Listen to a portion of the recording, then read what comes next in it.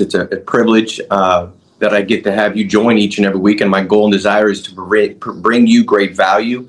And that way this week can be better than last week. And that's a hope. That's my desire. And so today, man, we're going to get into it. So if you've got scenarios and situations that after a period of time, you're kind of like, man, I kind of seem like I'm dealing with the same 5 or 6 different situations.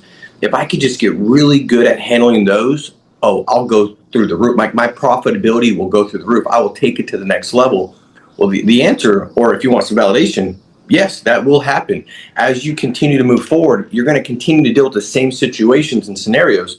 They don't come up with creative new ideas to hit you with different objections, or you get presented with just some off the wall scenario. I mean, typically it's going to look very similar. And so if you're like I am, one of the first things I did early in the business was I just made a decision, man, I'm going to be a student of the business. I'm going to be the best copycat that was ever created as a copycat. Like if I get around somebody that has gone the way before me, if their close ratio is 90%, if they're dealing with this situation, they're just effective time after time, I'm going to duplicate what they're doing. And that also led me to when I wasn't getting the results because, man, I had a lot of desire and ambition to be the great copycat, but there was still a process that I had to go through, and I had to be, incline my ear over and over and over again. And through a series of consistent repetition, I finally was able to get it. But in that journey, there was many times where I'm like, dude, it ain't clicking. I'm not getting it. I'm still struggling with it. I feel like I'm saying what they're saying, but I'm not getting what they're getting.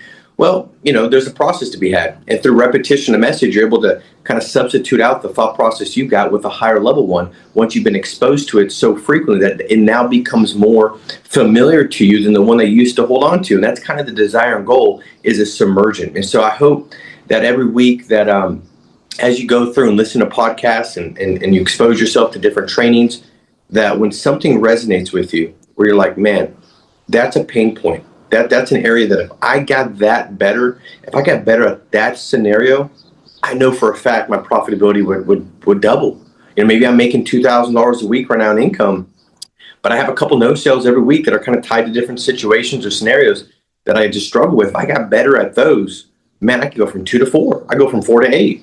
And that's the beautiful thing about that is like you're closer to having a significant breakthrough than you actually sometimes believe you are, because it's just one shift in a scenario, just one different approach, one different perspective and thought process that will take you to the next level.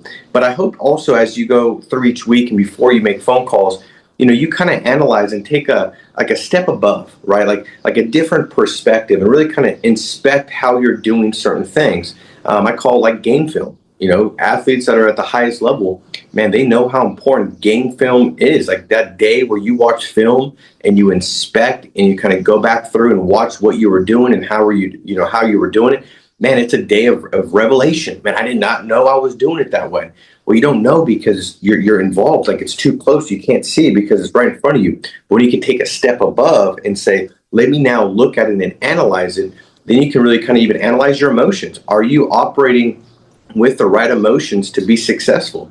Do you hop on the phones each day and kind of work from this lower level emotion where it's like, man, I hope I get a deal today. I hope I close a deal today. Well, that ain't gonna work. Now that just hope of I just hope, like that leads to desperation.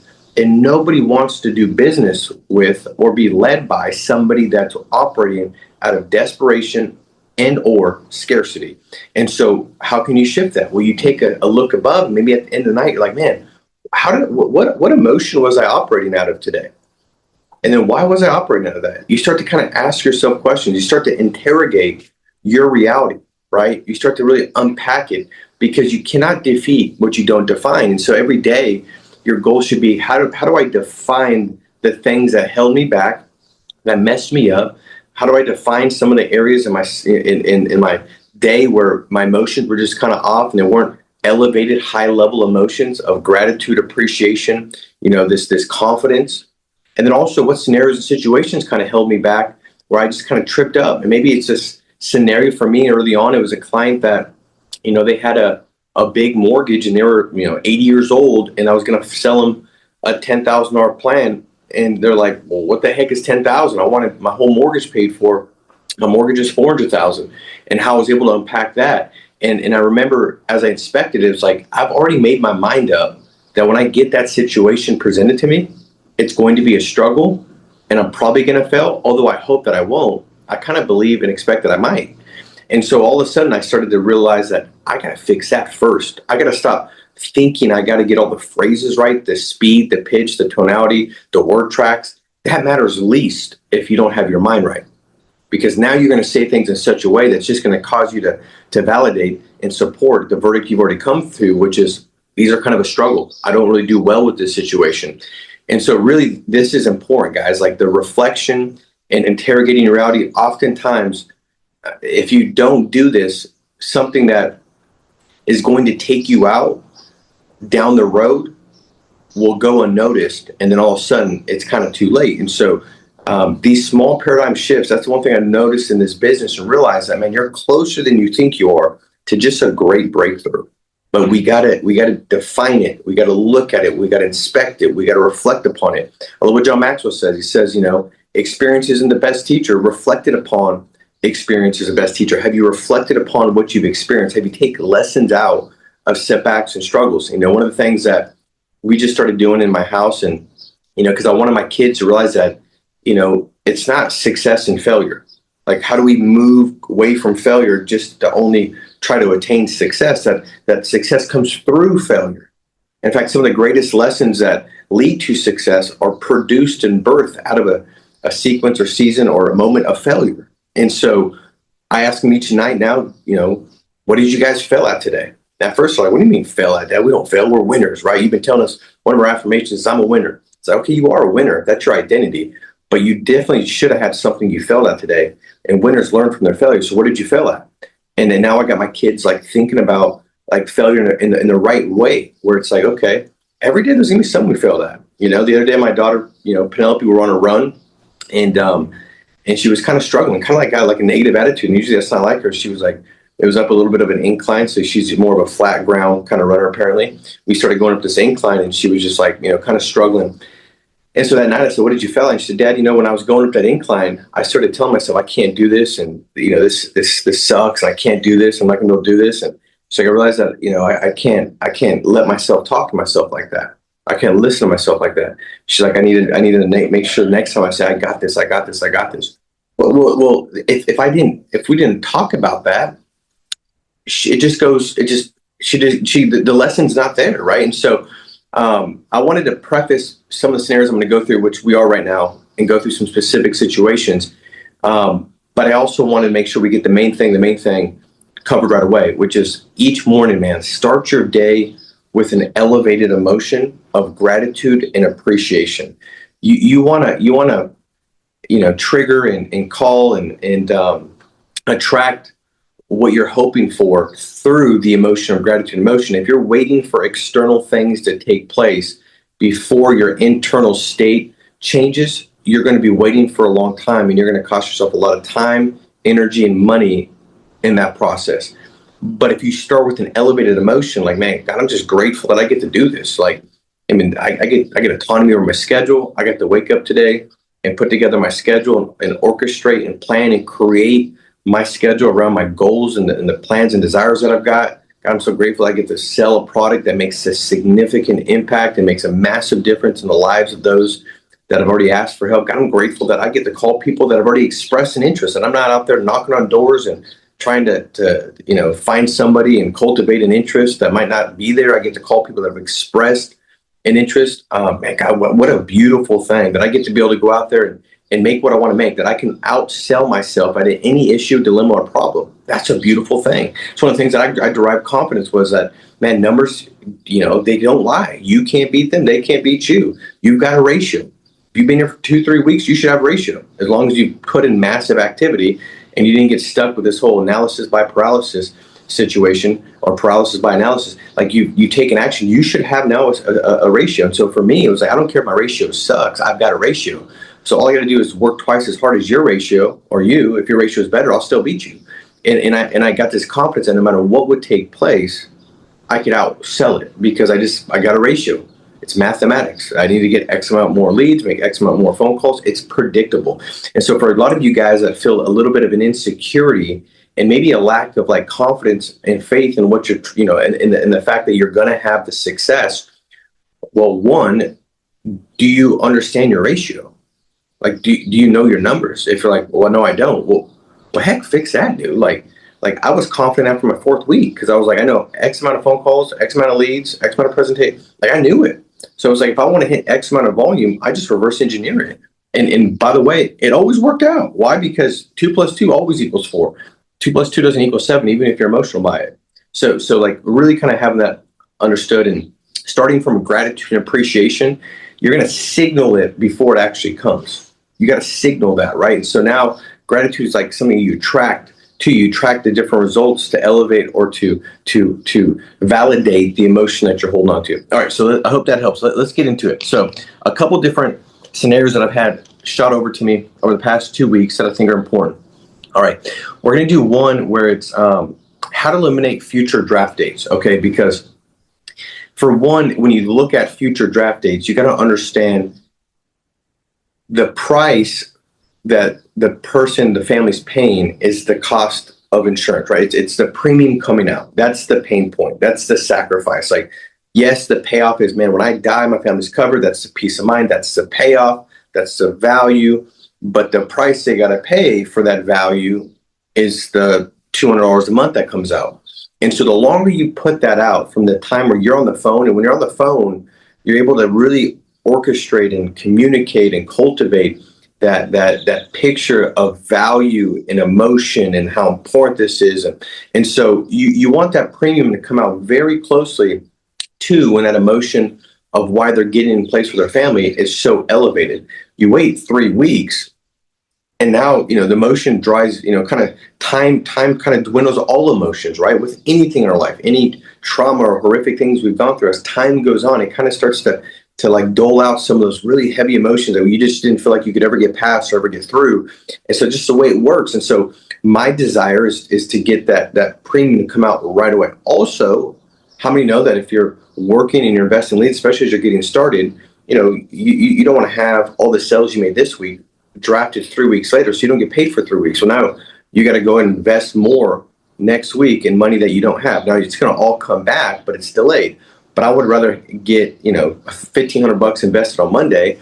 Come Friday, I've already got 4 or 5 grand in my account, and now I could take that 1,500 of the 4 grand. I'm just continuing to recycle that same 1,500 over and over and over again. I'm just cranking money in, right?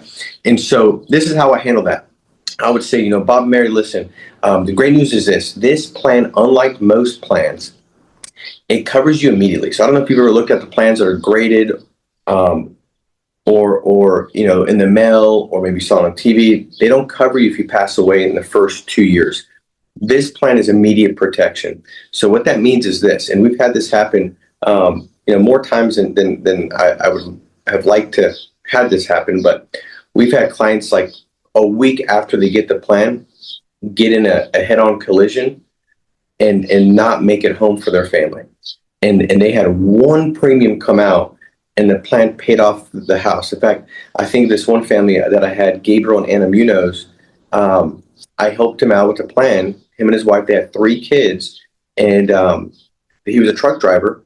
The plan got put in place. In fact, I wasn't even going to go to the appointment. It was like 9:00 at night. I had been going all day, but I was just like, I've always told myself, what if I knew the client was going to pass tomorrow? Would I delay it? Would I get caught up in my own emotions and exhaustion? Well, no. So I ended up going and helped the family out. 10 days later, Anna gives me a call. She is hysterical. Gabriel gets in a collision in his truck. His truck catches on fire. He gets trapped inside and he burns to death. Just horrific. They had no protection. Anna would have had to go move back to Iowa to see if she could move with it. And the reason I know this is because I asked her what would happen if you didn't have coverage. They had just moved to California, 3 kids.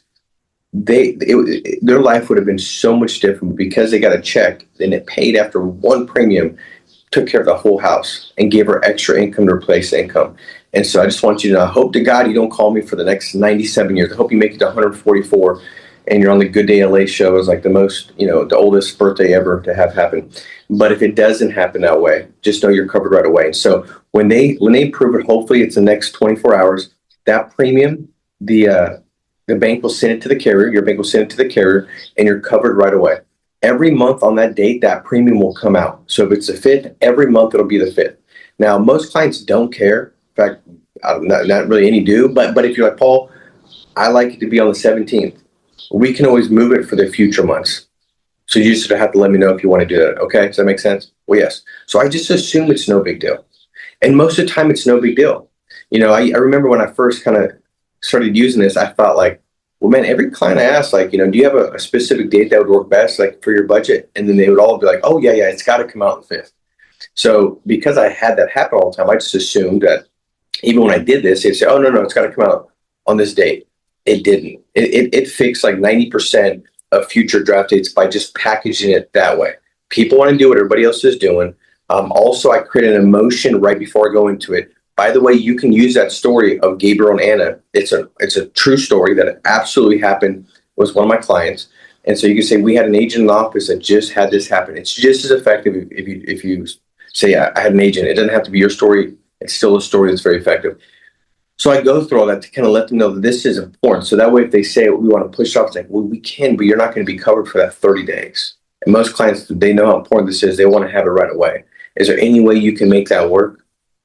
And then, sometimes like, what, I think I can. I'll just go to transfer here, blah, blah, blah. Okay, great. And then every month it'll be that same date if they do happen to say yes on that date. Again, most clients don't care. That's the statement as well.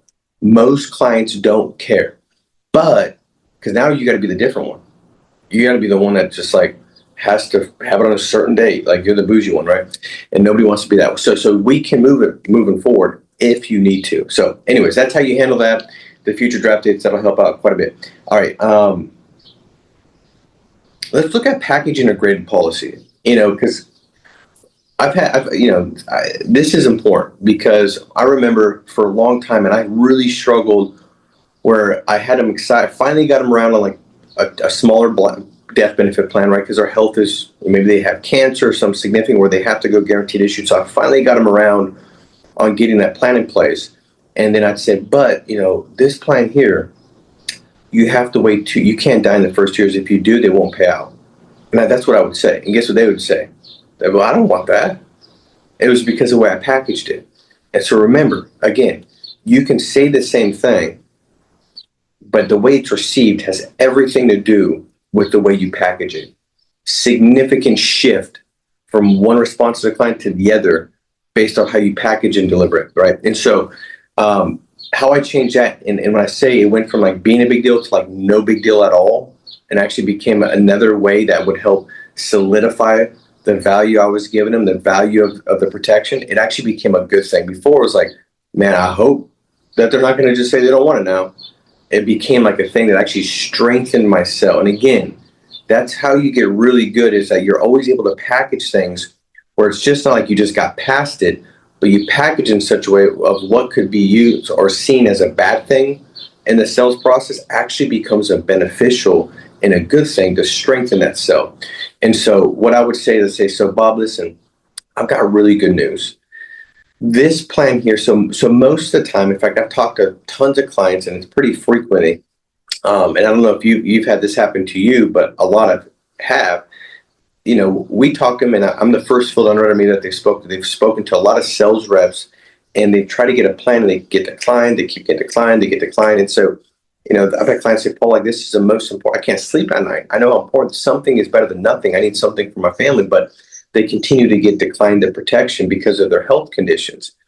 Well, the good news is this, because those clients that they can't get any protection, what are they left to go do? Well, they just got to go put money in a savings account, and they got to hope that they live long enough to have something substantial enough to actually cover their burial expenses or loss of income when they pass away. They got to hope they make it 15 years or whatever. And that's all they can do. The good news with this plan here, you're going to be covered, and we can actually get you protection. You're not going to be left with nothing and just saving each month. This plan, because of the cancer though, which is super common, in the first 2 years, if you pass away, they're going to pay you back your premiums plus 10% interest. So it's actually better than where you could be getting it anywhere else. Like you can't get 10% anywhere else. So if you pass away in the first 2 years, it would have been just like you saved the money. There's no loss. There's nothing but you get 10% on top of it goes to your beneficiary. But on month 25, it's full protection for the rest of your life, guaranteed premium, guaranteed death benefit, guaranteed cash value. So does that make sense? A beautiful thing. And that's how I handle it. And it's no big deal. It actually becomes a great thing. Why? Because I created some contrast. So anytime you're getting ready to deliver something to somebody, what you want to do is you want to create contrast first. So given, for instance, if they're comparing 10,000 to 300,000, it looks terrible. They don't want that. Like 300 grand, 10, you want to send me 10 grand? But if I get them to look at zero, oh, you can't get nothing. Most people can't get anything. You've got this situation. Well, now 10 looks really good. Why? Because I'm contrasting the 10 in light of zero, nothing, right? And so that's how you kind of want to package it and position it that way. All right, let's look at you're calling a client and they've got approved for something other than applied for. So let's just say you're writing Forrester's plan, right? They get approved and it's not preferred, it's level or whatever. Like it's a higher premium than what you were showing them. So how do you package that in a good way? Because again, I screwed this up for a long time and I hated it. I call up the client and say, hey, so Bob, so wanted to give you an update. Got some bad news. They didn't approve you for what we were hoping for. So I can just, what they're going to do is they're going to go up. It's going to be $50 more a month. Do you want it? And they'd be like, no, I don't want it because my packaging was terrible. And that's legitimately how I handled it. But that was terrible and awful. I agree. That's why I studied it and got better because it was bad. And I wasn't closing them. So I called back, and again, I asked myself, how can I use this as a way to solidify like my position and how they see me as the professional, the expert, the person that's there to serve them and help them, and that this is actually a good thing. Like, where instead of me saying like, man, this sucks, I got to call a client back, got to convince them this, I was like, okay, I'm glad this happened. This is going to help solidify it. In fact, I'm going to enhance persistency because I'm going to use this for the betterment of solidifying the sale. And so how would I handle that? I call back and I say, so let's just say it's, Bob. Hey, Bob. Hey, man, want to give you a quick call. Dude, I have been nonstop reaching out to Foresters. Man, I know how important this is for you and your family. And so we've got hundreds of cases that go in each week. And so I've really been pushing on yours to try to get an answer right away. I've got really good news. So to give perspective real quick, like what we do, like what I do as a field underwriter, I'm not a captive salesperson. And so I'm not just looking at one carrier like I was telling you. We're looking at trying to get the lowest risk class that you can qualify for.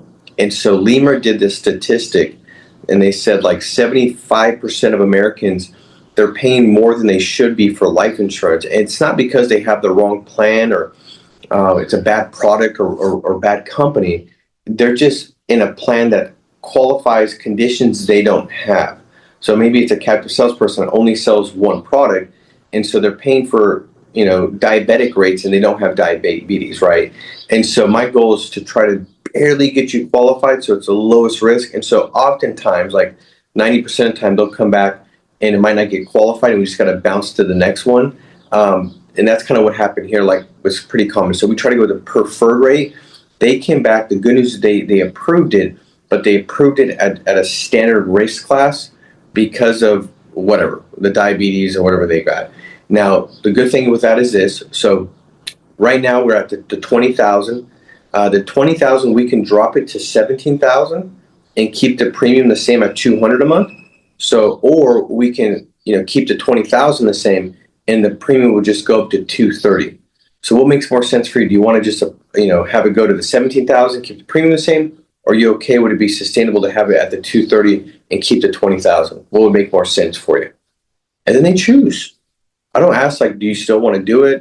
Do you want to still move forward? It came back up and applied for. Is this something you still want to do? Like, no, I don't do none of that. And so you create the right frame first, and then you deliver the news once you've created the frame, and then it's a yes, yes. It's not just like, hey, do you still want to do this? You just move forward. All right, so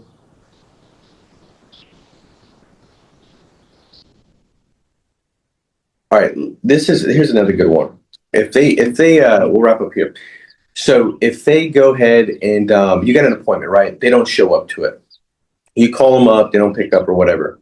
The last thing you want to do is start chasing, because it just drops the way you see yourself, right? You want to see yourself as the professional, the doctor that, man, they should be so grateful that you're giving them a call, that you're the person that's helping them. Like, it didn't have, anybody else could have been calling them, but it's you, and you're the person that's got a heart to serve them. And so there's nobody better out there than you. And so that's my thought process. That's hard to keep that thought process if, you're calling the person back like, hey, you didn't show up. I can get you on the schedule tomorrow, and you're chasing them. Like, so I don't like to chase, because it damages the way I'm really trying to be real steadfast in how I see myself, because it all starts with identity. If you really see yourself the right way, everything else becomes significantly easier and better. And so how do I do that? How do I use that as a good thing? How do I use that no-show to actually enhance my close ratio when I get them on the phone? Because there's a way to do it. And so I learned, again, the hard way of chasing clients. And I have a lead where they no-showed me 17 times. It's like I'm calling the 18th time, and they're just like treating me like, oh, it's no big deal, right? And people just naturally procrastinate. So it's not like even that it's not important to them. And that's sometimes what I came to the conclusion, oh, this must not be that important to them. No, I just suck at packaging. That was the issue. Like, it wasn't important to them. I just taught them how to treat me. Like, you teach people how to treat you. And so me kind of calling them back and acting like it was no big deal. Like, hey, you weren't there yesterday. But like, hey, I know it's important. I can come back next week at this time. Like, me doing that was teaching them how to treat me, which was like, dude, it's not important. I'm available anytime. Hey, call me on Christmas and I'll make sure I'm available to help you. And so the way you do that is this. I would give them a call. And you could even shoot them a text message, right? Because you're doing telesales, so you shoot them a text message, and it would just be something like, hey, Bob, I apologize. I missed you yesterday. I couldn't reach back out because we were running really behind in the schedule. We had 15 or 16 appointments yesterday. I know this is important for you, and so I'm going to do a better job to make sure I have enough time allotted to go through the information and get it to you that you asked for. But I don't have time tomorrow. In fact, what I'll do is this. I don't have time tomorrow, but I know we were looking at 7 o'clock. I'm going to try to move my 7 to 4 because I have a 4. If I can make that work, I'm going to put you at 7. If I can't make that work, I'll let you know. So let's just plan at 7 o'clock. Only thing I'm going to ask and expect is you definitely make sure to be available between like 6:50, 7:10, and I'll get this information, sent over to you that you're asking for, okay? So I would send that audio text, and I would text them, listen, very important. There's no way they don't listen, because the whole goal is you just want to grab their attention. But if I'm calling you, you're not picking up the phone because you're like, the client's like, oh, whatever, or we'll push off, because why would they do that? There's not urgency, right? So there's no urgency. There's not enough value. And maybe there's too much risk. Maybe they're thinking in their mind, like, I don't know if I can even afford this. I'm going to get on the phone. He might be really good. He's going to tell me how important this is. I'm going to realize how important it is. I'm not going to be afford it for my family. So my goal is how do I shift from that? How do I increase urgency, diminish, eliminate risk, and enhance value? If I could do those 3 things, I'm more likely to catch them on the phone, more likely for them to pick up the phone and me go through the presentation. And so that's how I do it in the audio text, right? It's like, I messed up. I know how important this is for you, man. I couldn't reach back out because we had 16 appointments scheduled yesterday. I know how important this is for you. What I'm going to try to do is get you squeezed between appointments to get the information sent over to you. I'll only have about 5 minutes to go through real quick, and then I can email it over. I mean, you can even say that if you feel like they're really risk resistant, like they won't get on because they think there's high risk or sales pressure, just make it seem like it's no big deal. We'll just send you information. The goal is to get them on the phone, and as you get them on the phone, through the presentation, the script, you're going to start to build value and stack value and stack value, and then it doesn't even matter what you said prior, right? And so that's kind of the goal and desire, is to set it up in such a way where you just get them back on the phone. And so that's how you want to handle it. That's how you can take the bad thing of them not picking up and you turn it for a good thing, which is structuring and repositioning yourself so they now see you different. And that's the whole goal. If they see you different, they're going to treat you different, right? Because how you view things is how you do things. How you see someone is how you treat someone. And so that's kind of the goal, is to use that as a good thing as you come off that. All right, guys, let me see if there's anything else that we want to run through real quick, and then we'll hop off and let you run. If they hang up, so they hang up on me, I call them right back, and it's just, hey, my call dropped. I apologize. My signal's been terrible. But listen, let me just be clear. I'd rather not be giving you a call. Like, I got a million things going on, and I know this is important for you. So I'm just getting back to you to get this information to you. Whatever you do with it is up to you. I just filled in the right, Bob. I'm not a sales rep. Let me just kind of set the stage, because I don't want you to feel like, there's some pressure or anything like that. To me, it makes no difference. And so that's a way where you could just kind of get them back on right away and grab them on the phone.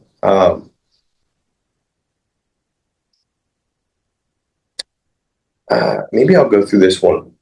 I don't know. If you guys are good. Okay, I'll give it to you. This one's good. All right.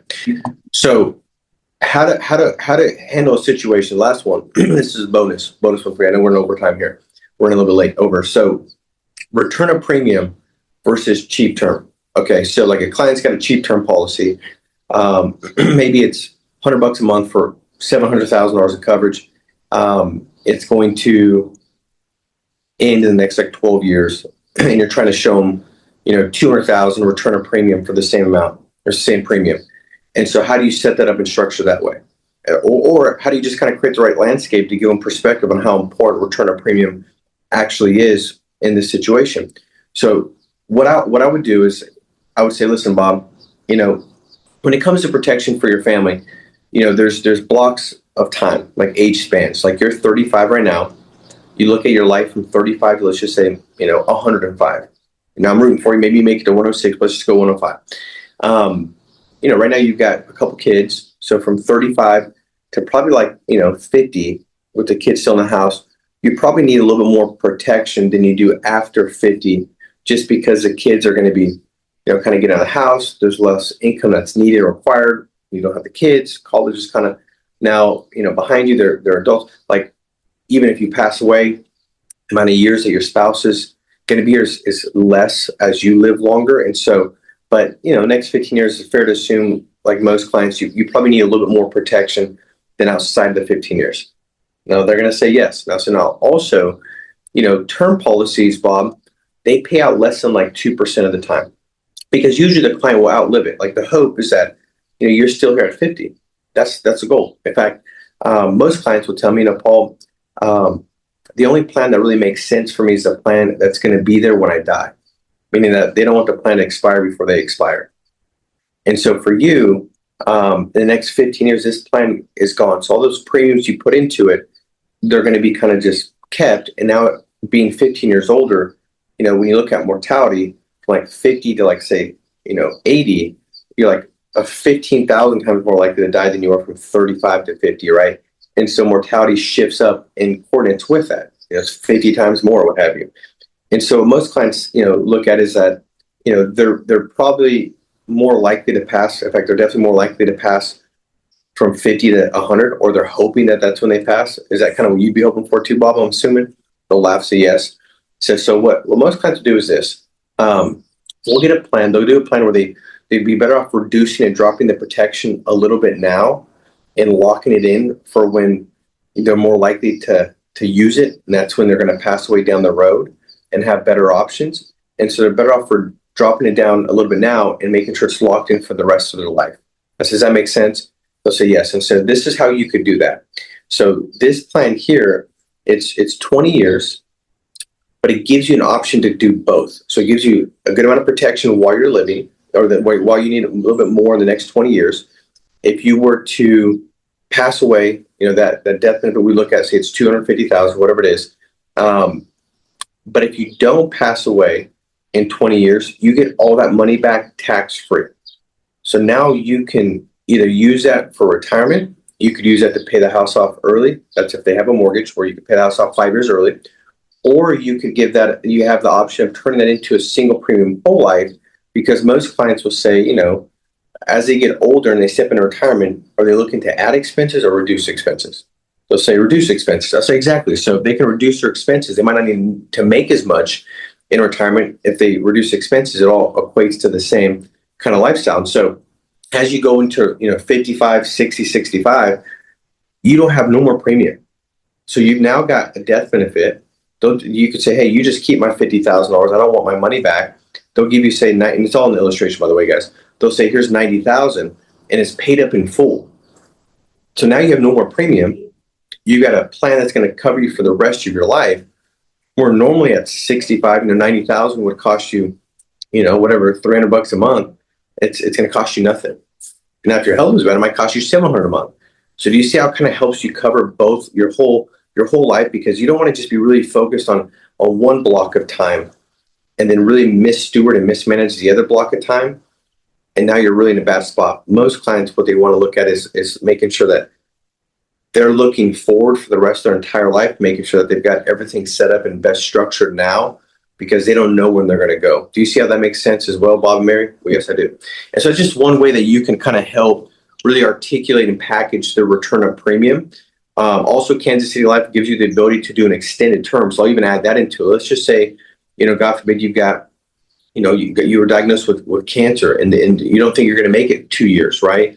With the other plans, it's just gone. So you have no protection. I can't tell you how many times we've had clients that their term expires and they pass away 2 years afterwards, right? And we're talking to their spouses looking at protection, and they're like, to say they're mad and irate is an understatement for what they experienced with the plan they had. Now, it was their choice to do it, but they didn't have anybody explaining it to them like this. And so this gives you the option to, instead of just having the 50 grand back or taking the 50 grand and having 90 grand that's extended or that's paid up in full, you could also do an extended term for, like, say, an additional 15 years or 10 years. They keep the premium, but you get to keep your 250,000 or whatever the death benefit is without any premium.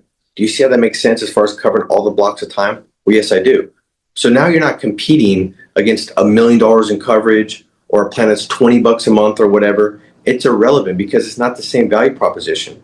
This is a forced savings account that also gives you the ability to do something more with your savings at the end of 20 years than just have a short kind of, sighted plan that's not going to really give you all the benefit that it should. So anyways, guys, I hope that helped. I hope that makes sense. Let's go out there and make it a massive week. These situation scenarios, man, study them, get better at them. Remember, you're getting better than they're not. So each and every week, you're getting closer and closer to having an enhanced profitability. And man, this is a beautiful business to be a part of. So let's work and operate from a sense of gratitude, appreciation, and just go out and attack the week. So I love you. Be strong, stay steadfast, and we'll talk to you next week. See you guys.